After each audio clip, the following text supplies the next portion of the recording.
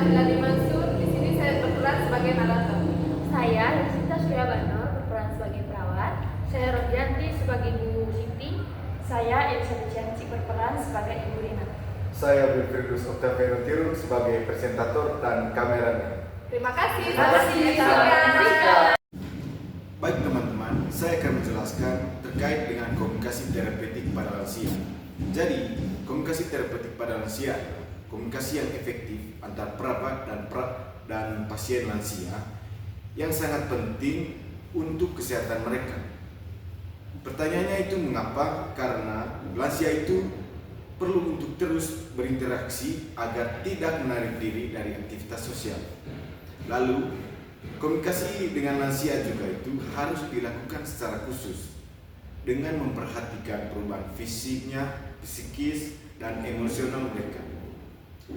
Komunikasi terapeutik ini juga mengajak perawat untuk menunjukkan sikap kepeduliannya terhadap pasien-pasien lansia. Lalu pendekatan perawat pada lansia. Pendekatan perawatan pada lansia dalam konteks komunikasi menurut Lilik Marifatul Ajija, yakni yang pertama itu pendekatan fisik, lalu pendekatan psikologis, sosial, dan spiritual. Terdapat juga hambatan berkomunikasi pada lansia yang dibagi menjadi dua, yaitu agresif dan non-asertif. Pada bagian agresif, terdapat berusaha mengontrol dan mendominasi orang lain atau lawan bicara, meremehkan orang lain, mempertahankan haknya dengan menyerang orang lain, serta menonjolkan dirinya sendiri. Lalu pada bagian non-asertif, terdapat menarik diri bila diajak bicara, lalu merasa tidak sebaik orang lain atau merasa rendah diri, dan merasa tidak berdaya serta tidak berani mengungkapkan keyakinannya. Jadi sekian presentasi dari saya, dan sekarang kita akan menyaksikan role play dari kelompok 3 tentang komunikasi terapeutik pada lansia. Let's go. Setting tempat di pendopo Panti Jompo Mekar Sejahtera.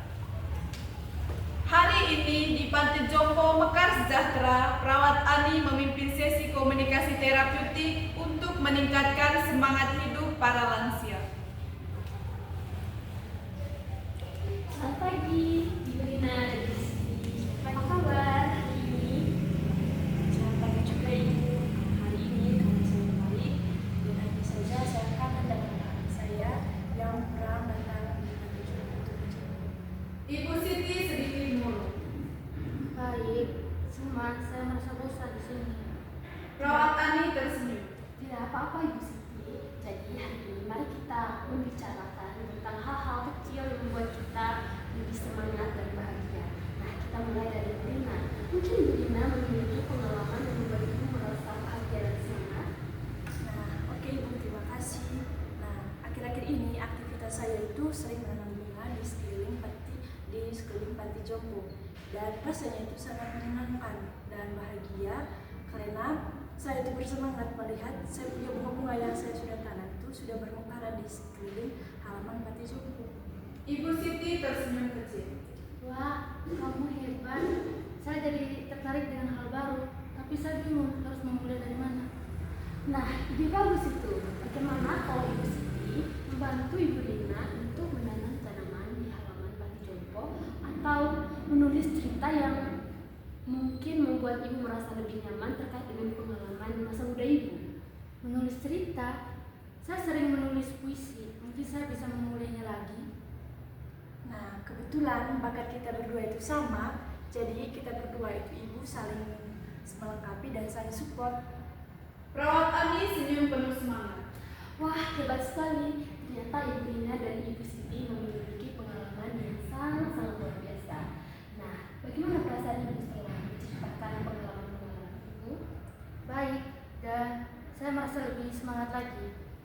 Nah, kalau untuk saya tentunya pasti semangat untuk melanjutkan hari-hari saya untuk kedepannya. Terima kasih banyak ya Ibu Rina dan Ibu Siti sudah meluangkan waktu untuk membagikan cerita Ibu Rina dan Ibu Siti kepada saya. Dengan sesi ini, lansia merasa lebih dihargai dan didukung. Komunikasi terapeutik seperti ini membantu mereka untuk menemukan makna baru dalam hidup mereka. Kesimpulan, dialog ini menunjukkan pentingnya komunikasi terapeutik untuk mendukung kesehatan mental dan emosional para lansia. Cut.